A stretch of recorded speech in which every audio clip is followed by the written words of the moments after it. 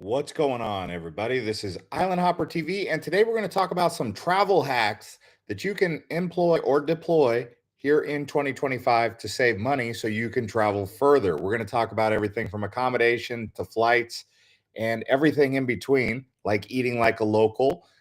So let's get into this. This is a live stream to everyone who's tuning in. Thank you to smash up the likes. And also, if you're wanting to participate in some of these live streams, always be sure to turn on the bell and subscribe. So, the very first thing for the travel hack, it's kind of common sense, it goes without saying, but find the cheapest travel destinations that have what you're looking for, whether it be Thailand, whether it be Nepal, or if you're going to the Caribbean, I always say Dominican Republic, or if you're going to Europe, maybe going to Montenegro. Finding the cheap travel destinations above and all else, that's going to be the biggest way to save money on your travels, especially if you're someone who likes mountains. Maybe you go to Romania. You know, if you're someone who likes beaches, maybe you go to Thailand or Vietnam. Thailand's better than Vietnam, of course, but maybe you like culture and temples. So maybe you go to Cambodia or Laos. Laos has culture, but not so many temples. Cambodia has the temples. So these are the things that you need to find out what it is you're looking for, and then find the cheap countries that exist within that scope. But let's get even beyond that. That's the obvious, right? So traveling in the off-peak or shoulder seasons. Right now in Thailand, for example, it is rainy season. People don't come here during rainy season for a couple reasons. One, Europe, it's the best time to travel to Europe. So they take advantage of the opportunity to go to Europe during this time, or maybe somewhere in North America, although that's not so hot right now. But then you have shoulder season. These are times when it's not so crowded. So when it's peak season around Christmas and New Year's, they've got a lot of hotels. They've got to fill all that inventory. Prices are going to be high. But if you're coming in on the shoulder season or the off season, prices are going to be cheaper pretty much everywhere. So you need to research when the off peak seasons are. I always recommend going in off peak seasons. The downside is you might not get all the blue skies, but you'll get blue skies mixed in. It just depends on the location. Every location's a bit different.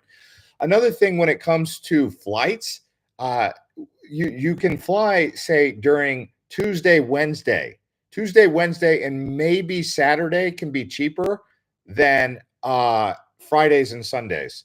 People are going home on Fridays. People are coming in on Fridays. So Fridays and Sundays, those are going to be more expensive. Saturdays on a weekend, probably the best, or Tuesdays and Wednesdays. If you're flying during the week, you'll probably get the better prices.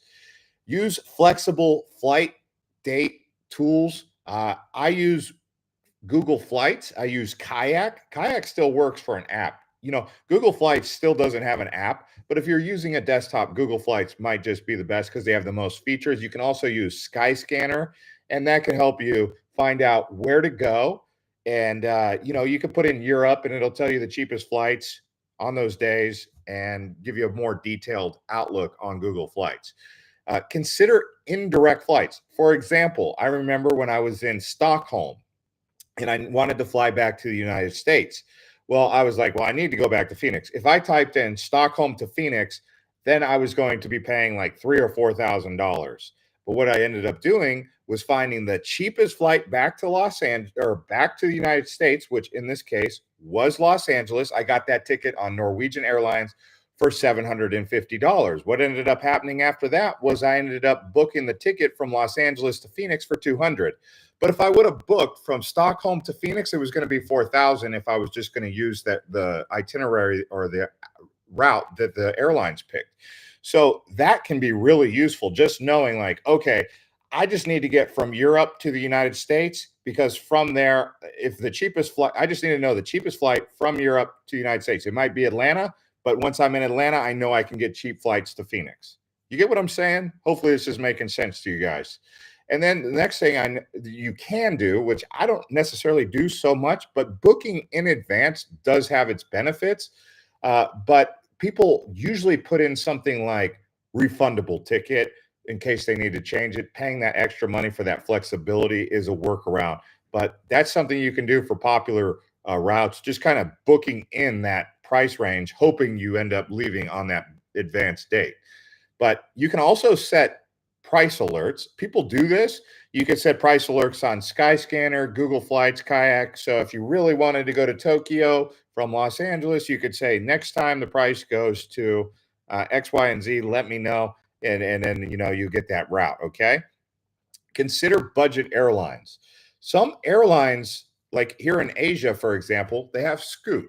Scoot is owned by Singapore Airlines. Singapore Airlines is the luxury brand. But did you know you can actually fly business class on Scoot? And it might even be cheaper than flying economy on Singapore Airlines.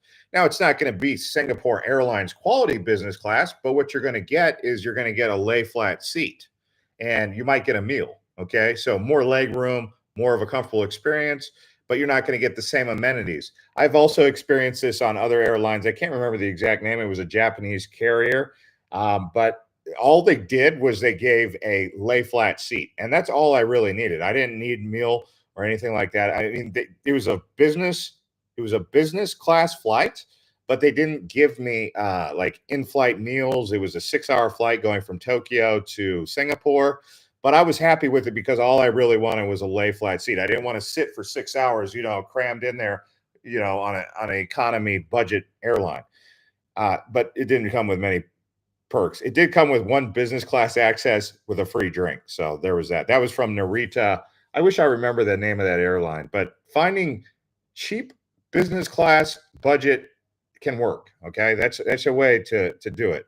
But another thing is searching in incognito mode. So some people think that, they keep booking sites, keep track of your cookies and all that, but you could try and test it and see if going incognito or private browser will work. Also, some people play around with the VPN. That also has been known to work. Thank you to everyone smashing up the likes.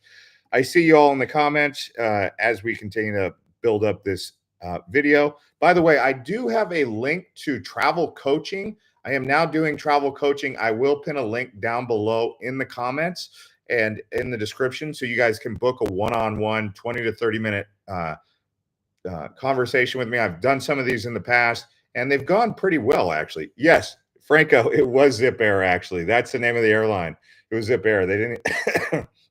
I actually reviewed it on my other channel, VertCam Travel, for those of you who follow me over there on VertCam Travel. It's all about airports. I did the business class review on that if you guys wanted to check that out over there. But anyway, yeah, book a call with me. I also offer email consultation. It's a little bit cheaper and it can be easier for those of you who don't have time for a phone call. But let's keep this conversation going. Another thing that I really like to do and I highly recommend is take advantage of points and miles. So having loyalty to an airline in Asia, having a loyalty to an airline in North America.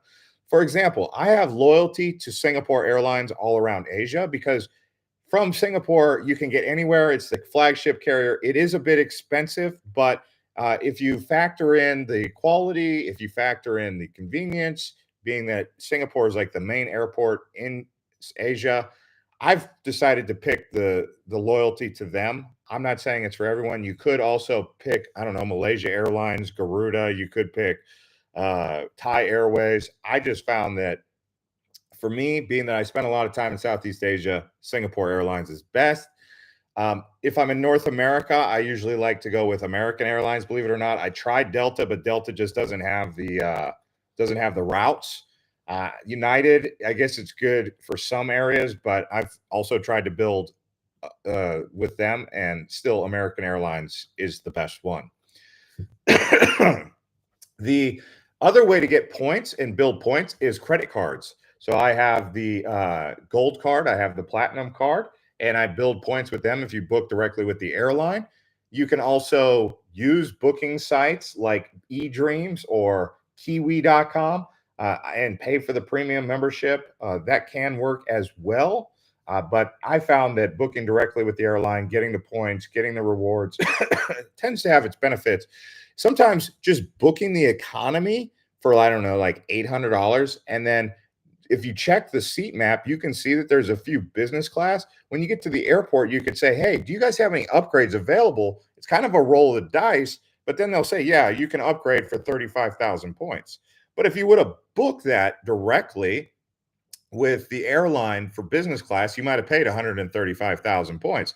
But in this case, what you've done is like a hybrid ticket, right? You've paid the 750 for the economy, and then you're going to upgrade to the business class with points at the actual check-in counter. It's a little bit of a risk. It's worked for me twice. It's failed for me like 3 times.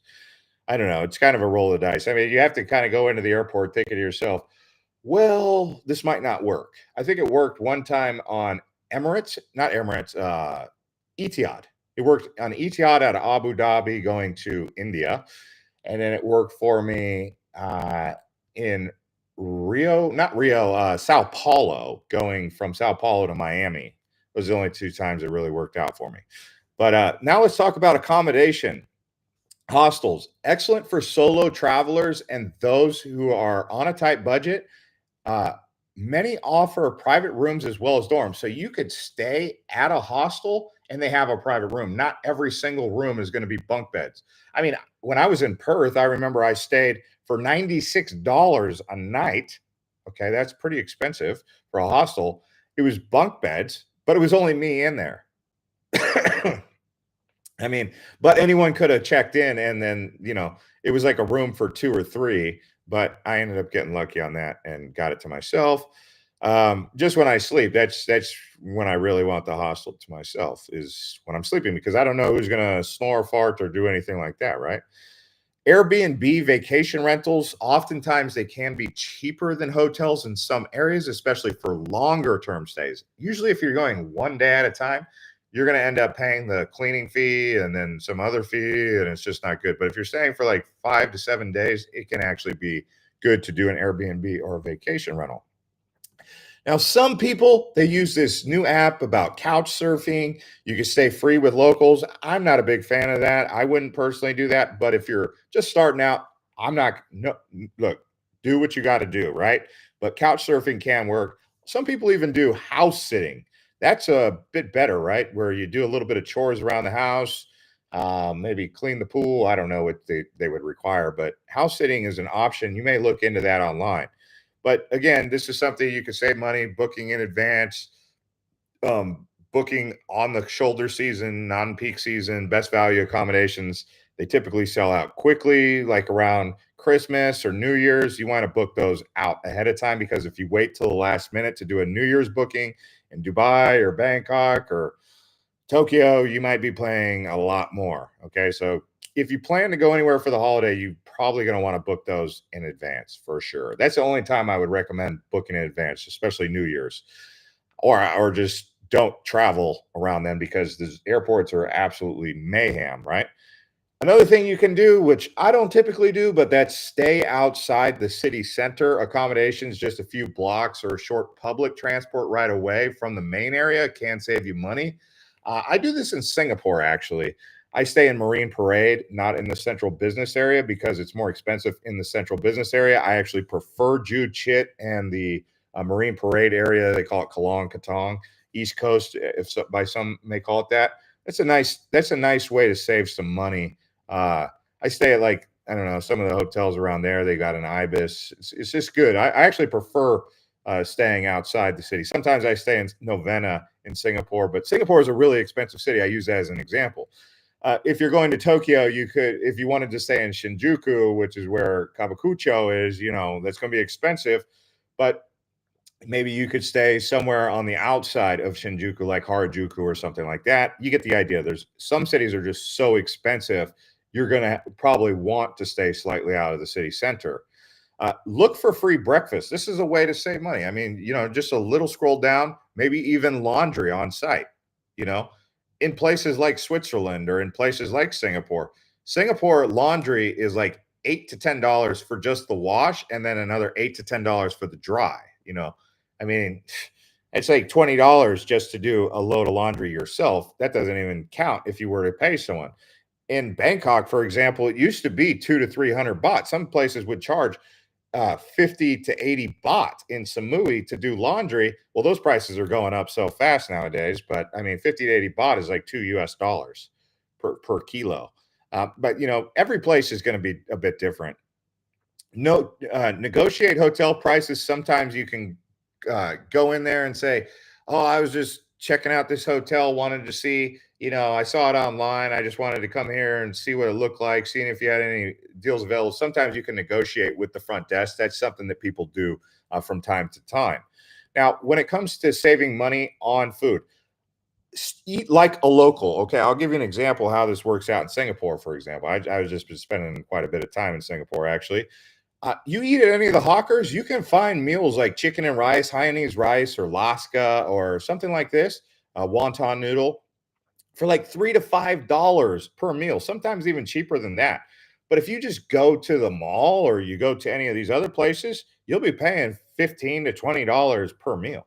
So you can see there's a big price disparity just by eating like a local. You're probably going to get better food. It's more authentic, and you get more. In Singapore, in particular, you get a better vibe with people. You get treated kind of like family at those hawkers, or even in Thailand. If you eat at the street food, you'll get isan sausage, or you'll get I don't know, fresh fruit right there on the side. Uh, you know, for like 20 baht, 15 baht, 10 baht. That's like 25 cents for Isan sausage. I don't know. I mean, but you go right next door to that shop right there that's open, and you might pay $10 for a hot dog with sausage. You get the idea. Going to local markets over grocery stores, or you could even try grocery stores like grocery store down below the hotel over here in Sukhumvit. They got a Japanese one. I seem to always stay in these areas where there's a lot of Japanese, but it's a Japanese grocery store. 50-cent water, like nice bottled water for 50 cent. You're not going to find that price anywhere in the US at least, but this is like name brand water too. You know, anyway, going to those local markets and grocery stores, you can save a significant amount of money. I'm just sharing my information where I'm at right now, but I mean, this stuff can apply to pretty much anywhere. Lunch specials, set menus. Sometimes people just they serve a very limited menu, but you can save money on just having a limited selection. What's going on, Election Forecast Hub? Mark Graves, how's it going? Have you stayed in a hostel, and how was it? How was the experience? Oh, I've stayed in so many hostels. When I first started traveling down in, say, New Zealand and Australia, is so expensive. I was staying in hostels all the time. Even the hostels were like $50 to $100. Whereas, like in Vietnam, a hostel you can get them for $7. Um, Overall, it works. It's a place to put your head at night.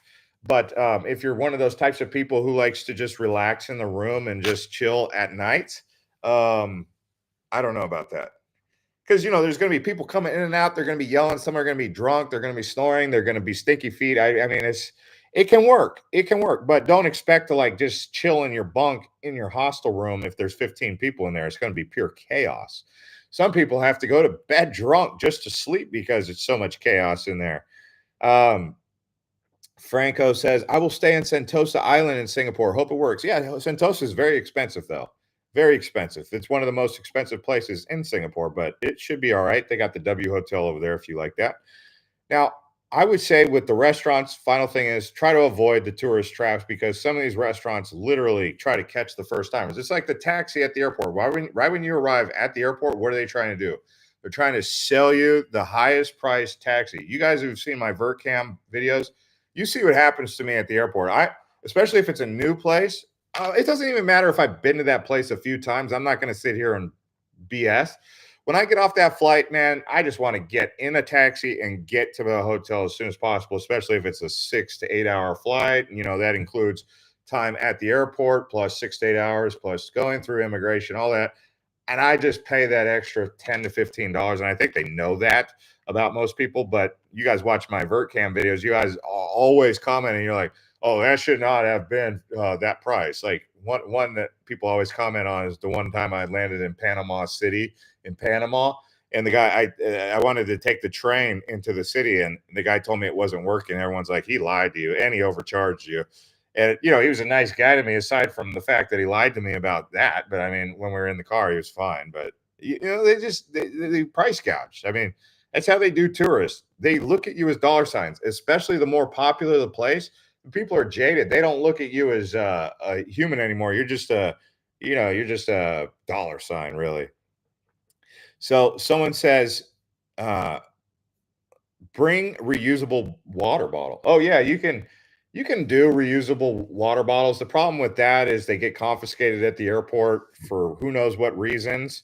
Not saying it's always going to happen, but I've seen it happen with that. So try to make sure if you do bring a reusable bottle that you get the ones that are security safe. You know, that are going to work with the security. And you can't bring fluids or liquids through the security scanner anyway. Pack snacks from home. That can work if you get some snacks before you go. Some people bring trail mix or something they get, and then they don't have to pay the high prices at the airport. I don't know, dried fruit, jerky, whatever you like.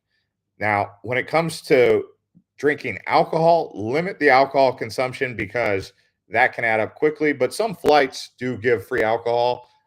If I'm going to go to the airport and I know that it's going to be stressful, sometimes I need 2 beers just to get through that process without, being too stressed out, especially if you're going in and out of airports all the time. So I'll just get a couple 2 beers. I don't know if I'm depending on where I'm at. Singapore, it's a hawker. If I'm in Bangkok, I'll just go down to one of the local pubs on Sukhumvit, or if I'm in Tokyo, I'll just go.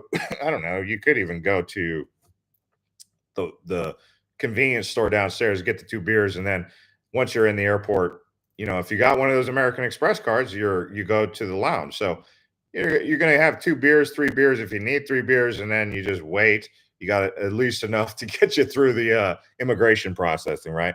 But once you're in that airport, I mean, you if you're going to any of those airport bars, you're going to pay a lot. Um, Now, going back to the airport situation, instead of doing the taxis, you could do public transportation. You could take the train, like in Singapore.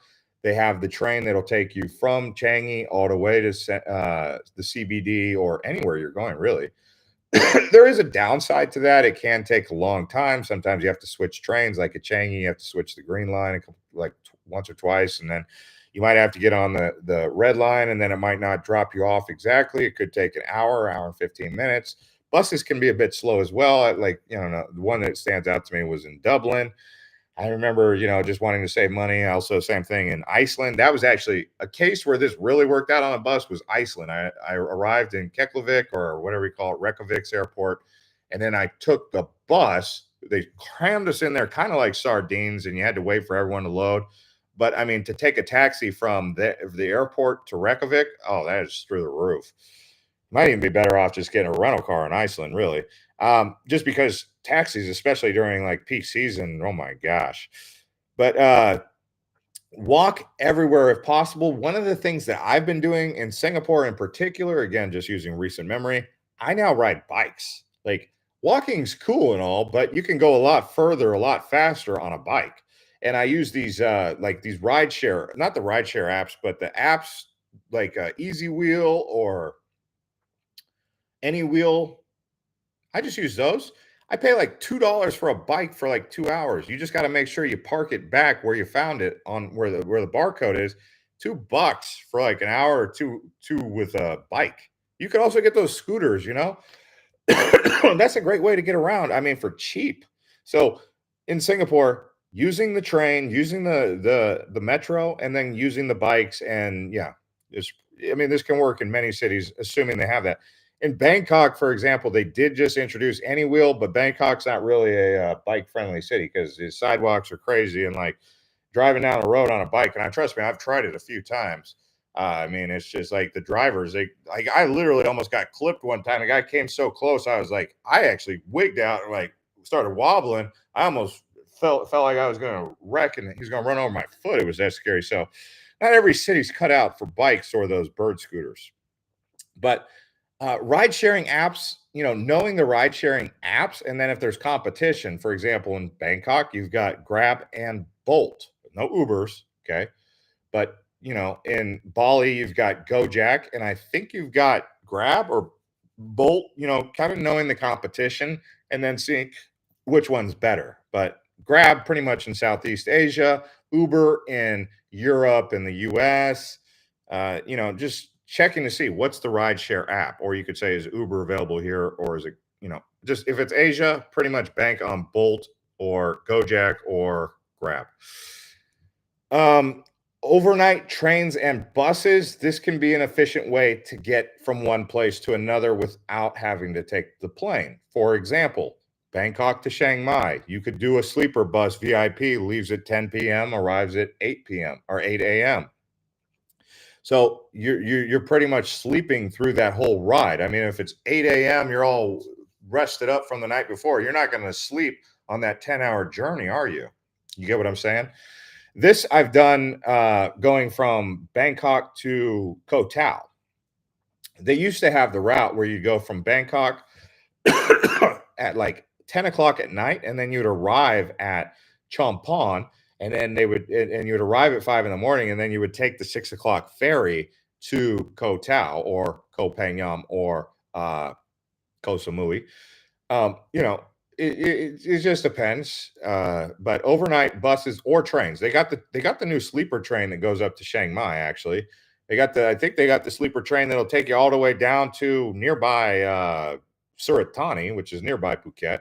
So those red eyes in general work. They work, but in particular for saving money, doing the red eye on the bus or the train, those are really effective. Although I don't know. There's some downsides to it with safety, I would say, not necessarily with the people, but with the driver, right?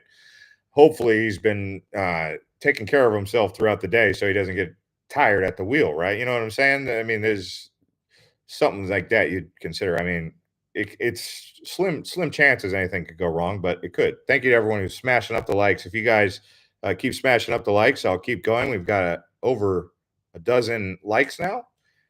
Someone said, I heard Cancun is bad with taxis. I just prepaid for transportation. Yeah. It's just like, yeah, in Mexico, if you land at the airport, the taxis are, especially Cancun, I mean, anywhere there's lots of tourists, they're used to hustling. That's what they do. They hustle. They're hustlers. Latin America, Asia, India. I mean, I've been hustling all those places. I mean, even in India, they'll try to tell you, oh, no, there's no Uber. There's Uber there, but they'll tell you, and then this guy will be like, "Oh, but we're cheaper. I'm right here available." And then you follow the guy through the parking garage like I did in Mumbai, and then we go up to the top of the parking garage, and this guy's got an unmarked car, and I'm like, "No, I'm not getting in that." And it's like a small little beat up buggy. I'm like, "No, I'm just gonna get a real, you know." Because it's my first time in Mumbai, I'm not going to get in some little small rinky-dink car with some guy with no tags, no license. He's just trying to basically poach, off the top there.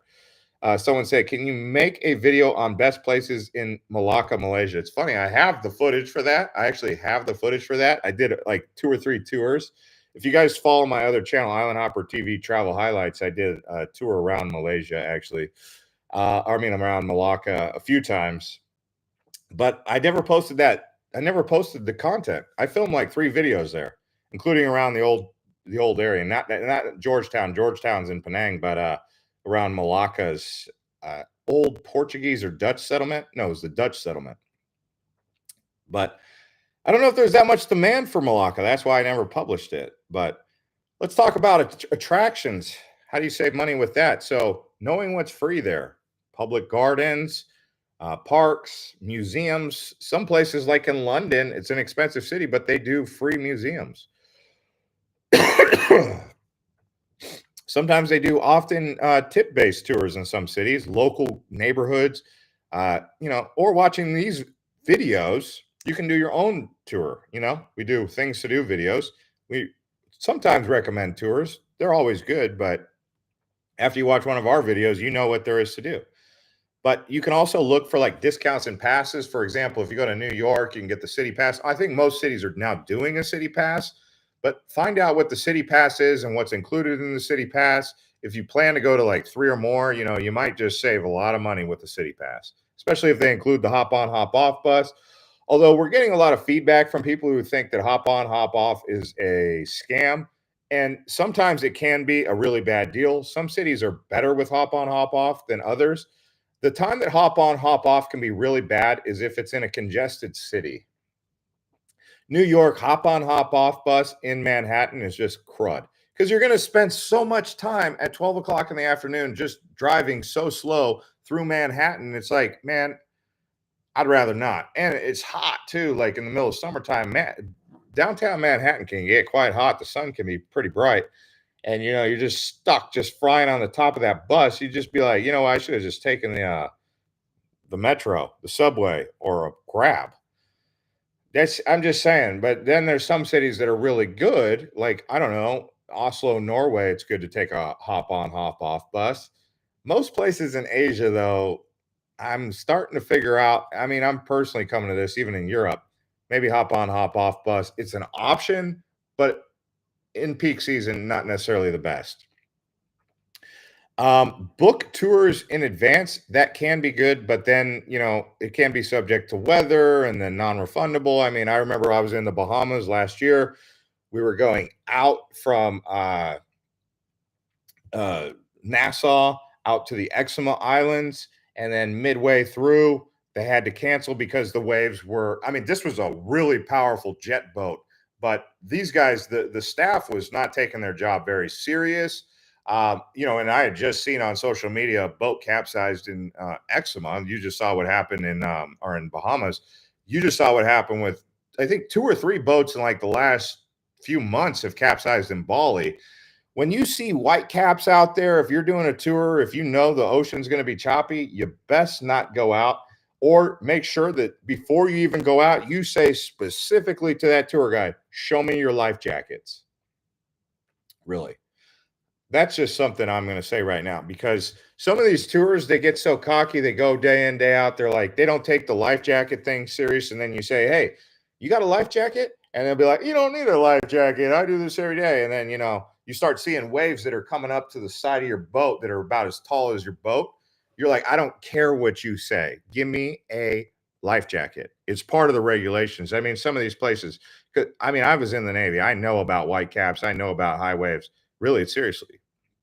And some of these captains, they'll go out. But that's the downside with nature, or maybe even going up to some of these volcanoes in Indonesia. We've seen what happened, like that Brazilian girl that fell down the volcano at Renjani. I think that was crazy. That happened in what, Lombok? Well, I can't remember what island. You can use local events to get ideas, like check Facebook events, local tourism websites for free festivals. I mean, that's something that you can do, is just look on Facebook or online. But general money saving habits that work is just create a detailed budget. That can really work. You could use apps like Trail Wallet or Travel Spend. Packing light, you could save money on the packing. Some people do double backpacks. Right now, I do one suitcase and one backpack. But if I really wanted to be fast and efficient, I could just put it all in one backpack, including my clothes, pack very light. There's ways around that, but packing light, I think it wins out most of the time. Using packing cubes, that's a really good way to do it. But getting that travel credit card, make sure it's got no transaction fees. Using a local SIM can save you some money, or an eSIM. Like when I arrive in Thailand, I instantly go there and get my local SIM card, and I shut off Verizon right away. Or if I go to Singapore, they only give 14 days. If you're a foreigner in Singapore, they give you 14 days. Like, come on, come on. Unless you can prove that you're long-term stay, but that's not easy in Singapore. I'm just saying.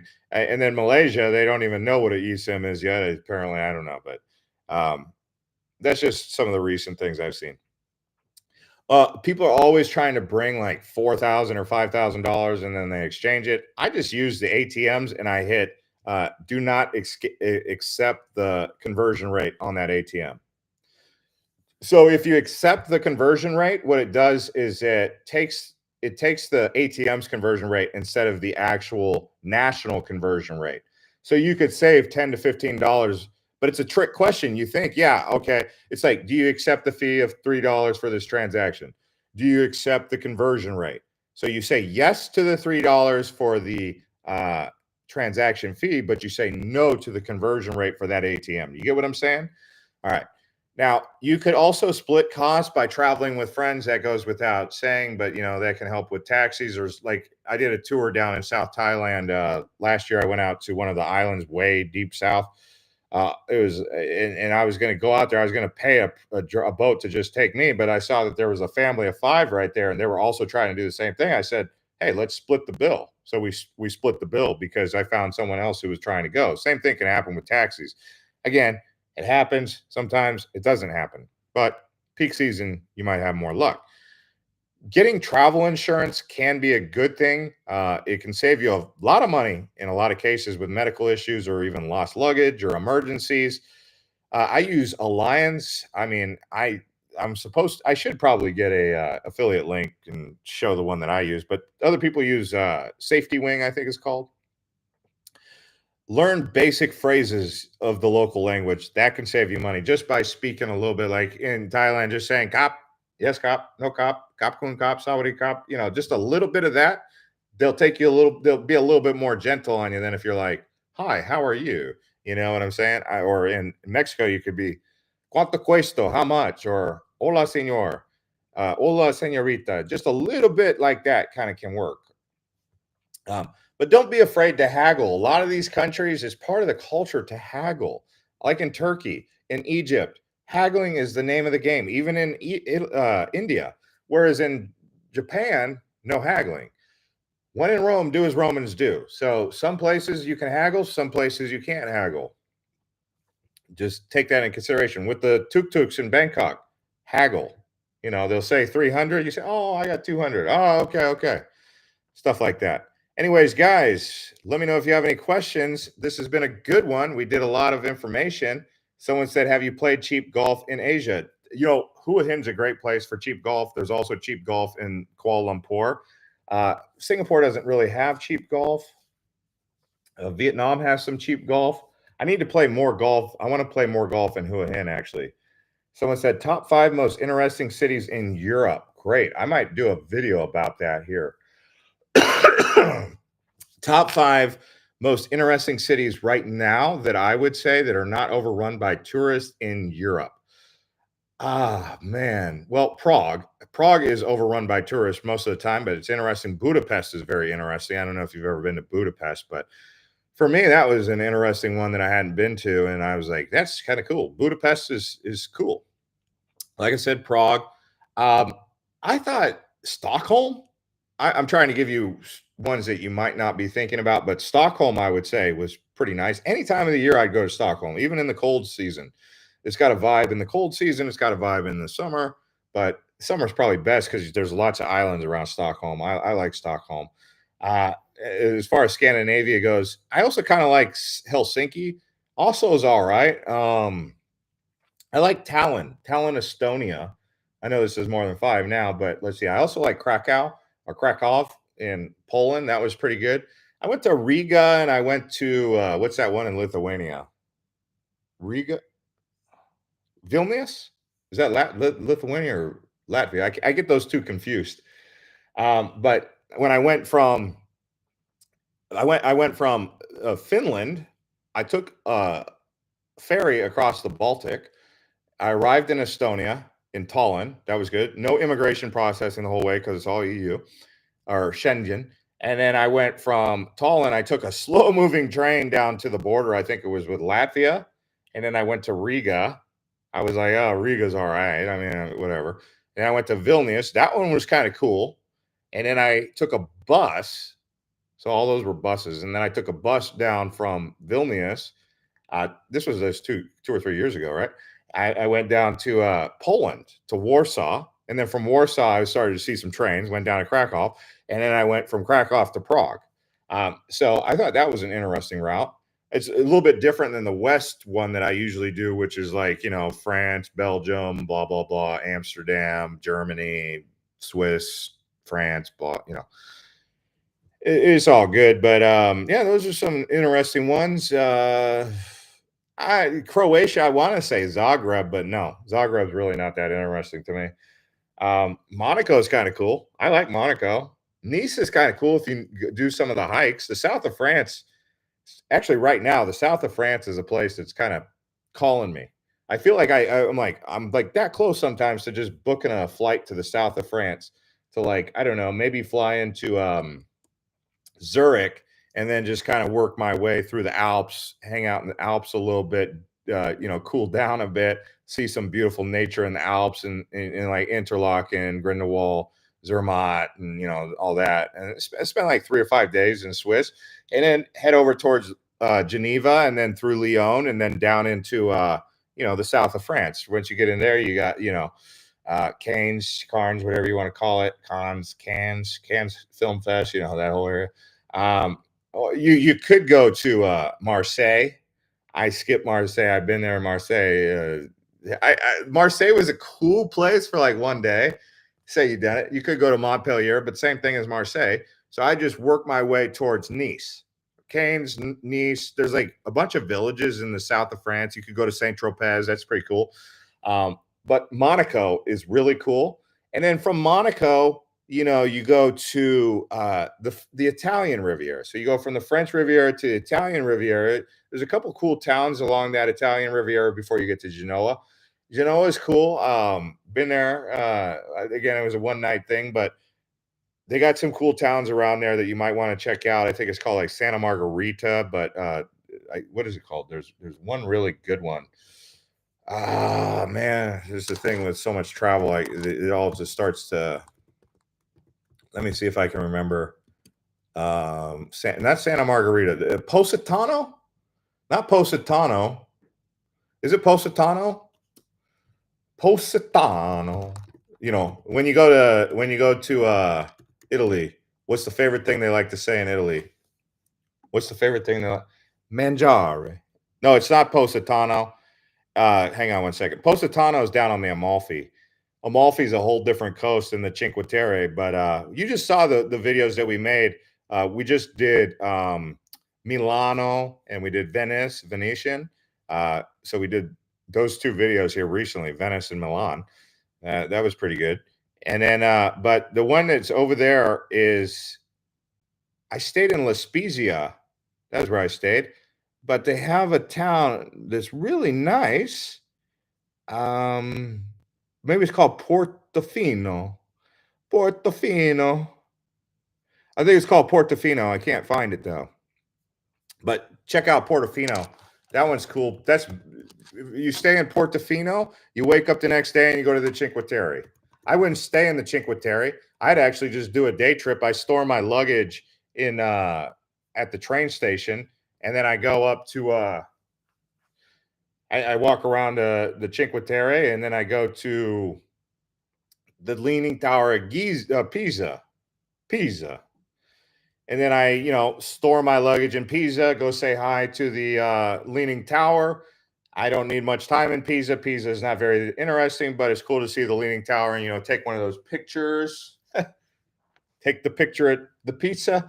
But like I said, I wouldn't stay in Pizza too long. I mean, it's like an hour walk. You walk from the train station down the streets to Pisa. You walk around, you're like, there's the tower. You try to go to the top of some tower or do whatever you want to do at the church. Go pick up your luggage, get the next train out of town, and then sleep in Florence. And you could do all that. You could do the Cinque Terre. You could sleep in Positano or La Spezia if you wanted. And then you could, or Portofino. I'm sorry, Portofino. And then you go to Florence. You sleep, that's your Italian Riviera in a day. Or you could do it in a night trip. It depends on how aggressive you want to travel. Thank you to everyone smashing up the likes. I'll keep going if you smash up the likes. Did you like Egypt? Oh, gosh. Every country I've ever been to, I liked. But I will say Egypt was one of the more challenging ones. And the reason I say that Egypt was challenging is because there's a lot of what I don't like when I travel is when I agree to a price with a tour guide or a taxi, and then at the end they change the price. That happens quite a bit in Egypt. And that happened with even people you thought you could trust, like tour guides, all that. There are good people in Egypt doing tours, but that's not the majority. You know what I'm saying? Uh, from my experience, the majority was just, again, you're a dollar sign there. They befriend you. They come up to you with the camel. They come up to you with the horse. They come up to you with all the gifts and the food and the love. And then they're like it's all you can almost say it's a little bit of an act. But I like Egypt. I go back to Egypt. I'm just saying that it was one of the most challenging ones because of the fact that me as a person, I don't like people who do shifty stuff where they change the price around. That's the only thing I don't like. So it is what it is. Someone said, I have very similar tastes. My top five are Krakow, Prague, Rome, Budapest, Istanbul. Oh, yeah. I mean, uh, if we're calling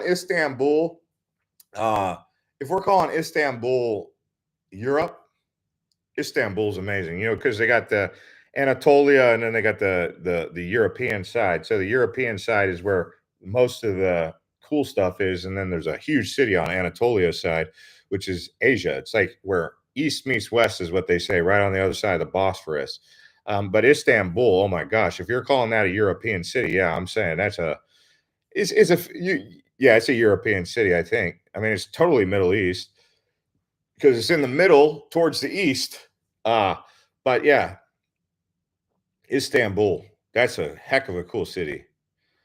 Someone said, listening live from Phoenix. What's going on, Michael? As a Canadian, I can confirm that Canada is very expensive. Yeah, Canada is expensive. How can you fly on a shoestring budget? What airlines would you recommend? Well, some areas have shoestring, like Southeast Asia. Vietnam has cheap flights, like Vietjet. And Malaysia has pretty cheap flights, but then I found that Indonesia has expensive flights. Thailand has pretty cheap flights. Air Asia, anywhere Air Asia flies. Philippines can be kind of expensive, even though it's a like cheap country. It's kind of expensive, so it just varies. But it depends on location. Like Central and South America are very expensive to fly, but it's cheap to fly in Colombia. If you're flying from Medellin to Bogota or Bogota to Cartagena or something like that, it can be cheap. So there's these weird like economic situations that pop up, but Copa, oh my gosh, in Central and South America, they love to price gouge, don't they? Someone said, pump up the likes. Yeah, keep up the likes and we'll keep going. But anyways, I just wanted to make this video. Hope there is a lot of information. If you just missed it, like I said, I am offering travel coaching now. You guys can click the link in the bio or on the homepage for travel coaching. It's right there on the homepage or in the description down below.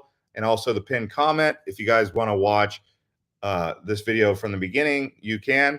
See you guys on the next one.